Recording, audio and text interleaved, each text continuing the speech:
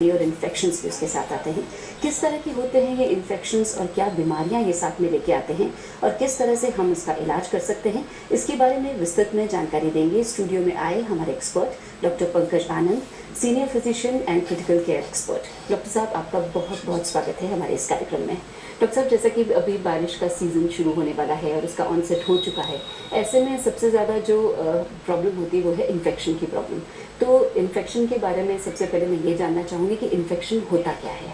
बिल्कुल, इन्फेक्शन या हिंदी में बोलें तो संक्रमण हमारे शरीर में बीमारी पैदा करने वाले विषाणु या जीवाणुओं का प्रवेश, फिर उनका मल्टीप्लिकेशन और उनके द्वारा रोग की उत्पत्ति और रोग के लक्षणों का प्रकट होने को संक्रमण या इन्फेक्शन कहा जाता है। डॉक्टर साहब, इन्फेक्शंस जो हैं ये क्यों ऐसा होता है कि जैसे अभी बरसात का मौसम होता है या चेंज ऑफ वेदर के साथ ये बहुत ज़्यादा आते हैं, तो बेसिकली किस तरह के कितने टाइप के इन्फेक्शंस होते हैं? देखिए, यूँ तो अगर मैं सिर्फ संक्रमण की बात करूँ या इन्फेक्शन की बात करूँ तो हज़ारों लाखों तरह के इन्फेक्शन होते हैं, लेकिन ब्रॉडली हम इनको कुछ कारकों के आधार पर या इनके कारणों के आधार पर डिवाइड कर सकते हैं। सबसे कॉमन इन्फेक्शन वायरल इन्फेक्शन होते हैं, जिनका मेन कारक जिसको विषाणु या वायरस कहा जाता है। फिर बैक्टीरियल इन्फेक्शन होते हैं जो कि जीवाणुओं की वजह से या बैक्टीरिया की वजह से होते हैं। फिर अन्य इन्फेक्शन होते हैं जैसे कि फंगस या फफूंदी की वजह से। फिर बहुत सारे इन्फेक्शंस जो पैरासिटिक इन्फेक्शन होते हैं, जैसे आप कॉमनली हम बात करते हैं मलेरिया की, या आजकल बहुत स्क्रब टाइफस या अन्य तरह के इन्फेक्शन होते हैं। तो इन्फेक्शन के बहुत सारे कारण हैं, लेकिन लार्जली ये कारण होते हैं जो कि हमारे शरीर में संक्रमण पैदा करते हैं। डॉक्टर साहब, तो जैसे कि बरसात का मौसम है और बरसात का सीज़न जो है, इस समय कौन सी ऐसी बीमारियां हैं या कौन से ऐसे इन्फेक्शंस हैं जो कि अभी प्रेवलेंट हैं जिससे हमें चौकन्ना रहना चाहिए? देखिए, यूँ तो जब भी शरीर के तापमान में या बाहरी बाह्य एटमॉस्फेयर में चेंज होगा तब हमारी इम्यूनिटी या रोग से लड़ने की क्षमता कम हो जाती है और हमें संक्रमण की संभावनाएं बढ़ जाती हैं। खास तौर पे अगर मैं सिर्फ बरसात के मौसम की बात करूं तो जैसे मैंने पहले कहा, अलग अलग तरह के इन्फेक्शन हो सकते हैं, लेकिन जो सबसे कॉमन इन्फेक्शन है, चूंकि पानी गिर रहा है तो पानी से फैलने वाले इन्फेक्शन सबसे कॉमन होते हैं। जैसे सबसे कॉमन इन्फेक्शन है डायरिया, जिसको हम लोग बोलते हैं गैस्ट्रोएंटेराइटिस। तो मरीज को उल्टी दस्त की शिकायत लेके बहुत सारे मरीज हमारे पास आते हैं। फिर कुछ और बड़े इन्फेक्शन होते हैं जैसे कि गांव की भाषा में जिसको निकाला या टाइफॉइड या एंटेरिक फीवर बोला जाता है, वो बहुत कॉमन इस दौरान पाया जाता है। कई बार पीलिया, खासतौर पर हेपेटाइटिस ए और ई इस सीजन में बहुत, ठीक है, समझिए बहुत सारा पानी जब पड़ता है तो जो नालियां हैं और सैनिटेशन जितने भी ये सीवर लाइन वगैरह हैं ये ओवरफ्लो करती हैं, और कई बार क्या होता है ये पानी गलती से हमारे पीने योग्य पानी में प्रवेश कर जाता है और वो सारा इन्फेक्शन जो कि फीको ओरल रूट जिसको बोलते हैं वो फैलने की संभावनाएं बढ़ जाती हैं। तो बहुत सारे वायरल इन्फेक्शन बहुत कॉमन होते हैं इस दौरान। गला खराब होना बहुत कॉमन पाया जाता है, जुकाम खांसी भी कई बार लक्षण देता है इस दौरान। निमोनिया काफी कॉमन होते हैं। फिर आंखों का जो आई फ्लू फैलता है वो भी अभी आप देखेंगे कि कुछ दिन बाद बारिश पड़ने के वो भी बहुत कॉमन है। फिर एक काफी कॉमन इन्फेक्शन है चर्म रोग, इस दौरान बढ़ जाते हैं, खासतौर पे स्किन में होने वाले फंगल इन्फेक्शंस, क्योंकि जहाँ भी आर्द्रता बढ़ेगी, जहाँ भी गीलापन आएगा वहाँ फंगस ग्रो करती है, वो बहुत कॉमन है। फिर आपको याद रखना पड़ेगा, जैसे ही बारिश होती है पानी इकट्ठा होता है। पानी इकट्ठा होता है तो पानी, ठहरा हुआ पानी मच्छरों का ब्रीडिंग ग्राउंड है, तो वो ठहरे हुए पानी में मच्छर उत्पन्न होते हैं और सारे मच्छरजन्य रोग जैसे कि हम सब जानते हैं मलेरिया, डेंगू और मच्छरों से फैलने वाले रोग बहुत कॉमन हो जाते हैं, वो फैलते हैं इस दौरान। तो बेसिकली मलेरिया, डेंगू तो बहुत ज़्यादा इस समय बहुत ज़्यादा फैलता है इस दौरान। जी डॉक्टर साहब, ये जो आपने बहुत सारी ये बीमारियां जो आपने बताया कि ये सारी बीमारियां इस समय होती है, क्या मैं जानना चाहूँगी कि दर्शकों को आप बताएं कि किस तरह से इन बीमारियों से पहले थोड़ा सा बचा जा सकता है और क्या इसकी सिवियरिटी हो सकती है? ठीक, इससे पहले कि मैं बचाव पे जाऊँ, पहले मैं कॉमन लक्षण और सबसे पहले मैं उन बीमारियों की बात करूंगा जो सबसे कॉमन है। देखिए, होता क्या है कि हमारी टेंडेंसी होती है कि हम कहीं से भी भोजन कर लेते हैं। तो सबसे कॉमन जो इस टाइम संक्रमण होता है वो पेट का रिलेटेड होता है, जिसको मैंने पहले कहा गैस्ट्रोएंटेराइटिस, या कुछ लोग आंत्रशोथ भी कहते हैं। तो इसमें क्या होता है कि आदमी को बार पेट दुखता है, बार बार उल्टियां आती हैं, बार बार लूज स्टूल होते हैं, पतले दस्त होते हैं। मेरा शरीर 70% जल है, तो मेरे शरीर में के कार्य करने के लिए, जीवित रहने के लिए शरीर में जल की उचित मात्रा होना अति आवश्यक है। तो अगर किसी भी कारण से मेरे शरीर में पानी कम होता है, चाहे उल्टी से या दस्त में, तो मेरे बॉडी में डिहाइड्रेशन जिसको बोला जाता है वो आता है। और वो अगर समय रहते ट्रीट नहीं किया जाए तो लगता बहुत छोटा सा रोग है डायरिया, लेकिन जैसा हम सब जानते हैं एक बहुत मेजर कारण है डेथ का हमारे देश में। और ये एक बहुत मेजर कारण है। हम बहुत बड़े बड़े रोगों की बात करते हैं जिनकी चिकित्सा बहुत जटिल होती है, बहुत टाइम एंड मनी कंज्यूमिंग होती है, लेकिन डायरिया एक ऐसा रोग है जिसको अगर समय रहते मैं ट्रीट कर दूं तो बहुत सस्ते में, बहुत जल्दी आदमी को बचाया जा सकता है।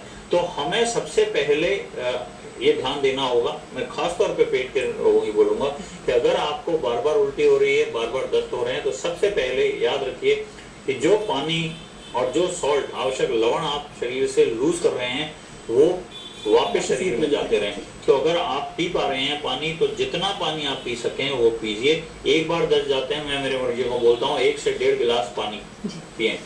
और न सिर्फ पानी, उस पानी में जो ओरल रिहाइड्रेशन सोल्यूशन होता है जिसको ORS का घोल मिलता है, जो सारे हेल्थ केयर फैसिलिटीज में बहुत इजीली अवेलेबल है, फ्री सरकार उपलब्ध कराती है, उसको पानी में डाल के पीते रहिए जब तक, अगर घबराने की बात नहीं है, 2-3 बार दस्त हो रहे हैं, अगर आपने पानी पी लिया तो ठीक है।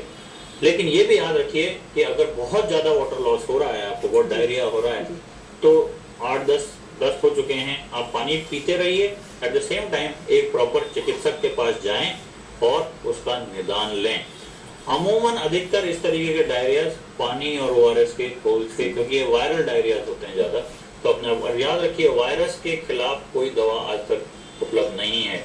तो सिर्फ ये एक वायरस अपने आप ठीक होता है, वो समय निकालना होता है और पानी की कमी नहीं अपने आप को बचाना होता है, उस समय ज्यादा तबीयत बिल्कुल। तो हमें ध्यान रखना है कि अगर मेरे मरीज को बहुत ज्यादा दस्त हो रहे हैं, मेरे मरीज को बहुत ज्यादा प्यास लग रही है, या मेरा मरीज का पेशाब कम आ रहा है, या उसको कोई भी साइंस ऑफ डिहाइड्रेशन हो, उसके आंखें अंदर की तरफ जा रही हैं, कृपया करके, स्पेशली जहाँ हेल्थ केयर फैसिलिटी दूर हैं, वहाँ के लिए मैं कहूँगा मेरे दर्शकों के लिए, इसको सीरियसली लीजिए और तुरंत चिकित्सा की उस पर जाइए। इसी तरह अगर आपको बार बार उल्टी हो रही है, आप कुछ खा पी नहीं पा रहे हैं, तो इंतजार न कीजिए। अगर आपका घरेलू उपचार नहीं काम दे रहा है तो तुरंत चिकित्सकीय उपचार, क्योंकि ये एक रोग है जिसको अगर मैं समय रहते बहुत सस्ते में इलाज कर दूं तो मैं बहुत सारी, खासतौर पे बच्चों में एक बहुत मेजर कारण मृत्यु का हमारे देश में आज भी, एंड मुझे थोड़ी शर्म आती है कहते हुए कि इतना हम डेवलप कर चुके हैं, लेकिन आज भी एक मेजर कारण है, वो है viral diarrhoea. So we need to, उसके लिए हमें डॉक्टर साहब मैं ये जरूर जानना चाहूंगी, जैसा आपने कहा कि इसे समय रहते आप उसको अगर डॉक्टर से मिले या चिकित्सक से मिले तो वो इसकी रेमेडी कर सकते हैं, तो क्या ऐसे टाइम में कितनी उल्टी या कितने दस्त के बाद अगर आपको संभाल नहीं पाए खुद को तो आपको डॉक्टर को देखना चाहिए? देखिए ये टोटल इस पर डिपेंड करता है कि आपके अंदर क्या लक्षण आने लगे हैं डिहाइड्रेशन के। अगर आप वैसे पूरी तरह स्वस्थ हैं, यंग इंसान हैं, तो हो सकता है कि 8, 10, 12 तक लूज एपिसोड्स झेल जाएं। लेकिन अगर आप एक वृद्धजन हैं या एक बहुत छोटा बच्चा है या पहले से बीमार है, जिनके शरीर में ज्यादा रिजर्व नहीं है, ज्यादा क्षमता नहीं है इस लॉस को झेलने की, उनमें मेरा सजेशन है कि हम जितनी जल्दी जा सकें चिकित्सक के पास जाएं। लेकिन जब तक आप चिकित्सक के पास जा रहे हैं तब तक कृपया करके शरीर में पानी और ORS को जाते रहने दीजिए। ये एक संदेश है जो मैं सबको देना चाहूंगा, खासतौर पे डायरिया का जहाँ तक सवाल है। अब डायरिया के अलावा, हालांकि पहले हैजा हुआ करता था, आजकल वो नहीं है। दूसरा जो बहुत कॉमन इस टाइम पाया जाता है, जैसे मैं पानी से होने वाले रोगों की बात कर रहा हूँ, जल जनित बीमारियां, इसमें टाइफाइड बुखार है। अगर आपको लगातार तेज बुखार आ रहा है, शरीर में बहुत तेज ऐंठन है, दर्द है, पेट दुखता है, ये टाइफाइड हो सकता है। टाइफाइड की सिर्फ एक बुखार की गोली लेने से काम नहीं चलेगा। अगर आपको 2 दिन से ज्यादा तेज बुखार आ रहा है तो कृपया करके तुरंत चिकित्सक के पास जाएं। इसका अगर समय देते, मैं खासतौर पे इस बीमारी को इसलिए बोल रहा हूँ कि ये बीमारी अगर समय पर ट्रीट हो जाए तो बहुत अच्छा है, अदरवाइज आगे बढ़ जाती है। लंबे समय तक अगर आप इसको चला लेते हैं तो ये आपके लिए जानलेवा साबित हो सकती है। फिर पीलिया है, जैसा मैंने कहा कि दूषित जल शरीर में जाता है, तो अगर मरीज की भूख अचानक मर जाए, अगर कुछ पाचन क्रिया बिल्कुल बिगड़ जाए, बहुत कमजोरी आ जाए और आंखों में स्क्लेरा में खासतौर पे अगर पीलापन आने लगे, तो कृपया करके तुरंत चिकित्सक के पास जाएं। खासतौर पे इस सीजन में हेपेटाइटिस ए बहुत कॉमन है। हेपेटाइटिस ए एक लिवर की सूजन है जो एक हेपेटाइटिस ए वायरस की वजह से होती है, और इसमें ये जनरली जानलेवा नहीं होती, कुछ परसेंट 2-3% प्रतिशत केसेस में ज़्यादा सीरियस होती है, लेकिन इसमें भी बहुत ज़रूरी है कि हम वक्त रहते इसका निदान करें, उपचार करें, ताकि हमारे मरीज को जल्दी स्वास्थ्य प्राप्त हो। सिम्टम्स को समय पे पहचान कर डॉक्टर से तुरंत संपर्क करें तो हर चीज़ का एक इलाज समय रहते संभव है। अब मैं क्योंकि संक्रमण एक बड़ा टॉपिक है, अब मैं कुछ बोलना चाहूँगा खासतौर पे हमारे श्वसन तंत्र से रिलेटेड। देखिए, जैसा मैंने कहा, वायरल इन्फेक्शन बहुत कॉमन होते हैं, खासतौर पे हमारे शरीर के जो अपर रेस्पिरेटरी ट्रैक है, गले का इन्फेक्शन बहुत कॉमन है, जुकाम खांसी इस समय बहुत कॉमन होती है। ये मैं इस मंच का प्रयोग करना चाहूँगा, ये मैसेज मेरे दर्शकों तक देने के लिए कि एक आजकल बहुत टेंडेंसी हो गई है कि हम स्व उपचार करते हैं। खासतौर पे मेरे पास बहुत सारे मरीज आते हैं कि साहब मुझे ये गला दुख रहा था, मुझे जुकाम हो रही थी, मैंने एंटीबायोटिक ले ली। तो मैं यहाँ ये कहना चाहूँगा, एंटीबायोटिक एक प्रकार की महत्वपूर्ण जीवन रक्षक औषधियाँ हैं जो सिर्फ बैक्टीरियल रोग के लिए यूजफुल हैं, और लगभग 85% गला खराब जो होता है वो वायरल इन्फेक्शन की वजह होता है, जिसमें एंटीबायोटिक का कोई रोल नहीं होता। मेरी विनती है, कृपया करके एंटीबायोटिक बिना चिकित्सीय सलाह के न लें। ओवर द काउंटर जाके जो जिसको कहा जाता है कि ओवर द काउंटर जो लिया जाता है, उससे होता क्या है कि वो पर्टिकुलर व्यक्ति उस एंटीबायोटिक के लिए सारी जिंदगी के लिए रेजिस्टेंट हो जाता है, अगली बार वो दवाई उसमें काम नहीं करती। इतना ही नहीं, वो रेजिस्टेंस वो दूसरे मरीज को भी दे देता है। तो आजकल जो हम खासतौर पे, चूंकि मैं एक intensive care critical care specialist हूँ, मेरे पास बहुत सारे ऐसे मरीज आते हैं जिन पे दवाई का असर ही, एंटीबायोटिक असर ही नहीं कर रही है। हम आज के, मैं कहूँगा 60-70 साल पहले के दिशा में बढ़ रहे हैं, जब हमारे पास छोटे छोटे रोगों के लिए एंटीबायोटिक्स नहीं थी और लोग मर जाते थे। अगर हमने अभी इसको नहीं रोका तो बहुत बुरे दिन आने वाले हैं। तो हमारे पास संक्रमणों का इलाज तो बेसिकली सर ये है कि अपने तरफ से एंटीबायोटिक्स न लें, या इस तरह की जो बहुत इंपॉर्टेंट दवाइयां हैं वो खुद के डिसीजन पे न ले लें, डॉक्टर से मिलें। डॉक्टर साहब, इसमें कई बार ऐसा भी होता है कि जैसे मरीज जो है वो कौन से ऐसे मरीज हैं जिनको कि ज़्यादा सावधानी बरतनी चाहिए, कौन से ऐसे हैं जो वल्नरेबल ज़्यादा हैं पेशेंट्स? ऐसे कहा जाता है कि जो एक्सट्रीम्स ऑफ एज हैं, छोटे बच्चे या वृद्धजन 60 साल 65 साल के बाद जो हैं, उनमें रोग से, खासतौर पर संक्रमणों से लड़ने की क्षमताएं कम हो जाती हैं। तो उनमें विशेष ध्यान रखना चाहिए। जैसे ही लक्षण आने लगे तुरंत चिकित्सक की सलाह लें, तुरंत इलाज लें। दूसरे वे रोग जो किसी भी वजह से, जिसको अंग्रेजी में बोला जाता है इम्यूनो डेफिशिएंट हैं, जिनमें से किसी भी बीमारी की वजह से जिनमें रोग से लड़ने की क्षमता कम है, ये कौन से होते हैं? जैसे डायबिटीज या मधुमेह रोगी हैं, उनमें इन्फेक्शन जरा सा होता है, बहुत तेजी से बढ़ता है। इसी प्रकार जो HIV के इन्फेक्शन से संक्रमित मरीज हैं, इसी प्रकार किसी भी लंबी बीमारी, जो किडनी फेलियर के मरीज हैं, या जो क्रोनिक सिरोसिस या लिवर की बीमारी के, उनमें रोग से लड़ने की क्षमता कम हो जाती है। और इन मरीजों को खास तौर पे बहुत ध्यान देना चाहिए कि जरा पहली चीज तो इन्फेक्शन से बचें। देखिए, प्रिवेंशन से बढ़िया इलाज नहीं, राइट? मैं उस पर बोलूंगा प्रिवेंशन पे, बट अगर जरा सा लक्षण आने लगे तो तुरंत चिकित्सक की जांच के लिए वेट ना करें। सब 5 दिन से बुखार है, डायबिटिक हैं, ऐसे मरीज जब हमारे पास आते हैं तो फिर हमारे को थोड़ा कठिनाई होती है उनको इस स्थिति से बाहर। समय से पहले, मतलब जब आपको पहले नजर आए सिम्टम्स तभी चले जाएं। कुछ ऐसी जगहें भी होती है, there are a few places के जहाँ पे स्पेशली वो प्लेस ओरिएंटेड इन्फेक्शन ज़्यादा होता है, कि ऐसी जगहों के आसपास जो लोग रह रहे हों उन्हें भी ज़्यादा सजग रहना चाहिए, या उनको भी किस तरह से अपना ध्यान रखना चाहिए? देखिए, मैं ऐसा नहीं कहूँगा कि कोई जगह पे ज़्यादा होता है, मैं कहूँगा हमें ऐसा वातावरण बनाना चाहिए जहाँ पे संक्रमण आसानी से पैदा ना हो। तो मैं जैसे घर बनाने जा रहा हूँ तो ऐसा घर बनाऊँ जो खुला हो, हवादार हो, जहाँ सूर्य की रोशनी आती है। सूर्य की रोशनी एक बहुत अच्छा इन्फेक्शन कंट्रोलिंग मैकेनिज्म है। तो खुले मकानों में रहें। इसी प्रकार आप जो वेशभूषा पहन रहे हैं, ढीले कपड़े, खासतौर पे बारिश के मौसम में ढीले कपड़े पहने जो हवादार हों ताकि जल्दी से ड्राई कर जाएं।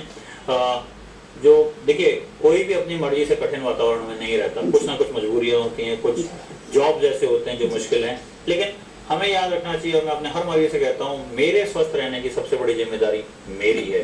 तो ये बहुत जरूरी है मैं जागरूक रहूं और वो सिचुएशन आने ही ना दूं, ये इंपॉर्टेंट।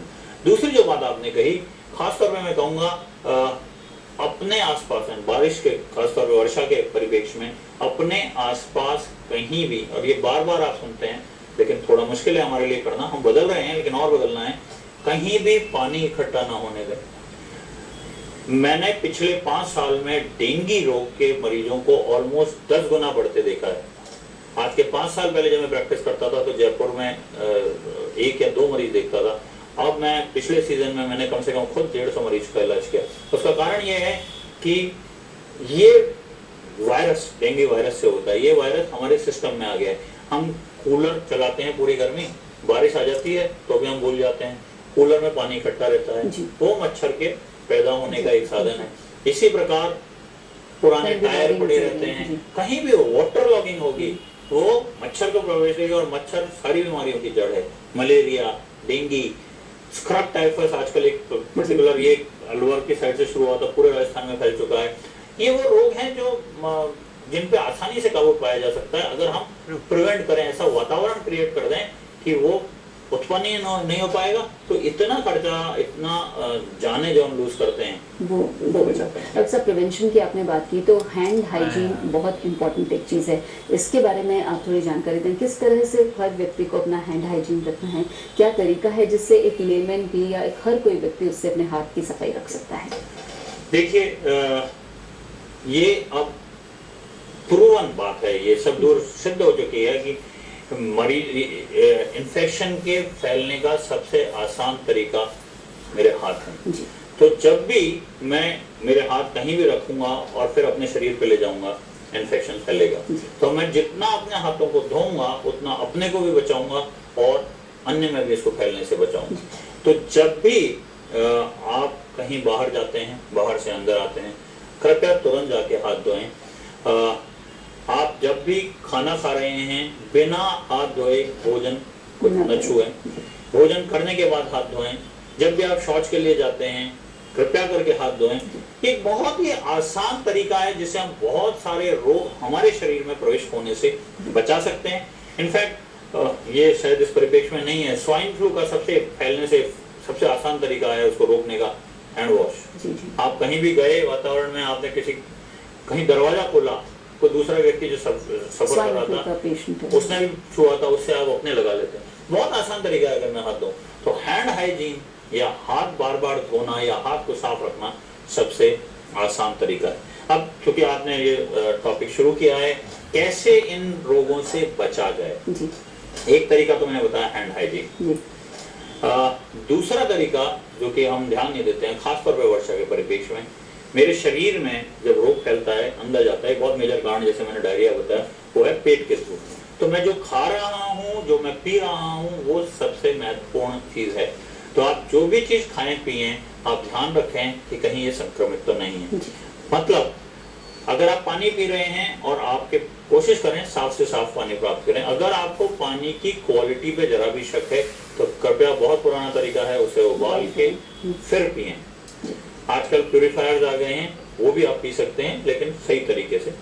दूसरा, आप खुले में जो भोज्य पदार्थ मिलते हैं, देखिए बारिश का मौसम में लोगों को चाट बहुत पसंद है, तो खाने में बुराई नहीं है, लेकिन वो कहाँ से आप ले रहे हैं, कैसे बनाई गई है, जो बनाने वाला है उसने कितना हाइजीन मेंटेन कर रखा है, जो बनाने वाला है उसने कितने हाथ धोए हैं, उसने कितना हाइजीन रखा है, ये बहुत महत्वपूर्ण चीज है। तो आप जो खा रहे हैं वो वहीं से चीज लें जो साफ सुथरी हो, जिसके बारे में आप निश्चित हो कि इसमें इन्फेक्शन नहीं आएगा। ये बहुत महत्वपूर्ण चीज है। डॉक्टर साहब, जब खाने की बात करी है तो कई बार ऐसा होता है जो गृहिणियां हैं, जो महिलाएं हैं, वो ज़्यादातर ये ख़राब हो जाएगा या फेंकना पड़ेगा, तो ये शाम का खा लिया या सुबह का शाम को खा लिया। तो इस चीज़ को आप कितना सपोर्ट करते हैं, या फ्रिज या वो रेफ्रिजरेटेड होना चाहिए, ठंडी जगह पे रखा होना चाहिए? किस तरह से खाना जो है वो एक कंटेमिनेटेड खाना आप ना खा लें? देखिए, बहुत महत्वपूर्ण है जो आपने बात कही। हमारी गृहिणी धुरी है हमारे परिवार की, और ये एक रहता है, मेरी माँ भी ये करती है कि, लेकिन हमें ये देखना, जहां तक हो सके ताजा भोजन हम करें, तुरंत तैयार किया हुआ।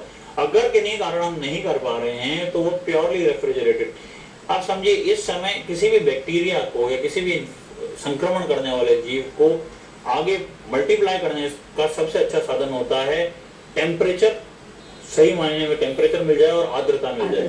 तो ये मौसम हाई आर्द्रता का है, तो सारे संक्रमण इस दौरान बढ़ते हैं। तो मैं अगर उसको मजबूरन रखना भी है तो उसको इमीडिएटली रेफ्रिजरेट करें, या अगर आपके पास साधन नहीं है रेफ्रिजरेशन का, तो मेरा तो बहुत क्लियर कट कहना है कि तुरंत उसका प्रयोग करें।